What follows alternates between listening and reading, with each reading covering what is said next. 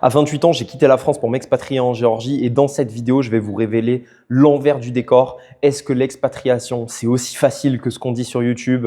Est-ce qu'on regrette la France après l'avoir quittée? Est-ce que c'est dangereux de s'expatrier? Est-ce que la santé justement à l'étranger, ça coûte cher? On va tout décrypter dans cette vidéo. Pour contextualiser, j'ai vécu toute ma vie en France et à 28 ans, j'ai décidé de la quitter pour m'expatrier en Géorgie. En fait, il y a énormément de raisons à ça. Premièrement, l'insécurité. En fait, en France, on a vraiment un sentiment d'insécurité. On n'est plus tranquille quand on marche dans les rues, dans énormément de villes. Même en campagne, on entend de plus en plus de scandales, de fusillades, d'histoires liées à la drogue, etc.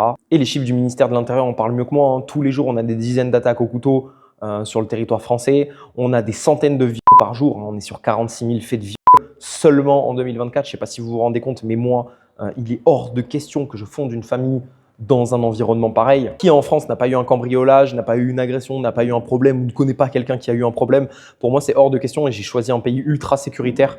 Pour ça, on aura l'occasion d'en parler juste après. Deuxième raison, la fiscalité. La France est un enfer fiscal. Tous les investisseurs, tous les entrepreneurs, tous les hauts revenus savent de quoi je parle. Dès qu'on veut créer de la valeur en France, il y a une fiscalité qui est exorbitante. Donc forcément, il y a de plus en plus d'entrepreneurs qui quittent le pays. Quand on a un système de santé qui est dégueulasse, quand on a une insécurité permanente, quand on a une lourdeur administrative qui est excessive. Pour avoir vu d'autres pays, je n'ai jamais vu un pays comme ça. Comment on peut justifier de payer autant d'impôts pour avoir un service public aussi médiocre? Parce que oui, troisième mythe, on vous fait croire que la santé est gratuite, mais si vous regardez dans vos bulletins de salaire, évidemment, vous cotisez pour cette santé, hein. Sachant que personnellement, à chaque fois que je me suis fait soigner, déjà c'était de la merde. Et deuxièmement, il n'y a pas une fois où j'ai pas payé. Donc quelque part, c'est pas gratuit. Alors que vous allez à l'étranger, vous pouvez prendre une assurance santé internationale qui coûte entre 150 et 300 balles par mois. Vous pouvez prendre une assurance santé dans le pays local qui coûte moins cher. Il y a énormément de solutions à l'étranger. Donc non, pour répondre à cette question, vous pouvez avoir un pépin de santé à l'étranger. Ils savent se soigner. C'est pas parce qu'on sort de la France que directement on arrive dans un pays du tiers-monde où les personnes ne savent plus soigner, ne savent plus enseigner, ne savent plus rien faire. Troisième raison pour laquelle j'ai quitté la France, je ne crois plus du tout en l'avenir du pays, que ce soit au niveau économique et que ce soit au niveau social. Le pays est en déclin à tous les niveaux. On a une dette qui explose les records, on a une économie qui est très mal gérée. Le système des retraites est déficitaire de plusieurs milliards. Et donc pourquoi j'ai décidé d'atterrir en Géorgie?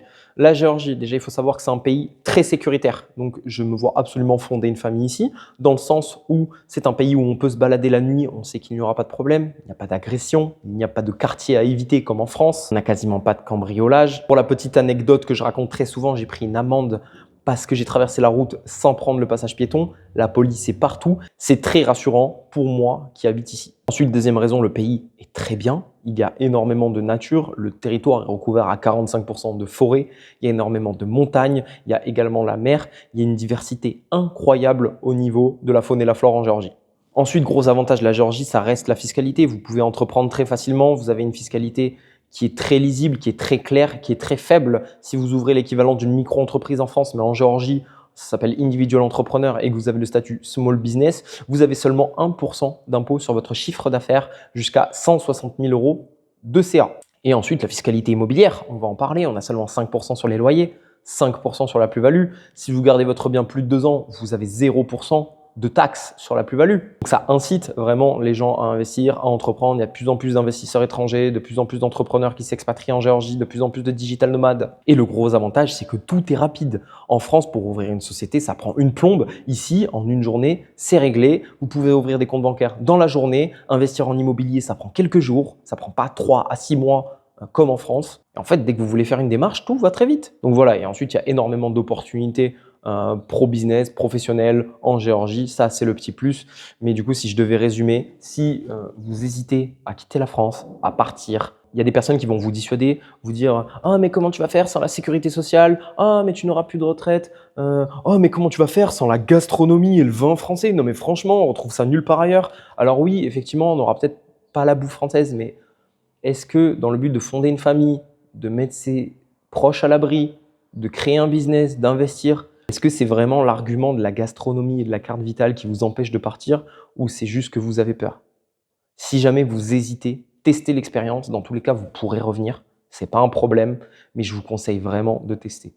Voilà, si la vidéo t'a plu, que tu as besoin de conseils sur l'expatriation ou que tu souhaites investir à l'étranger, tu peux réserver un appel directement avec moi dans ma description via mon lien Calendly et je t'expliquerai tout en détail.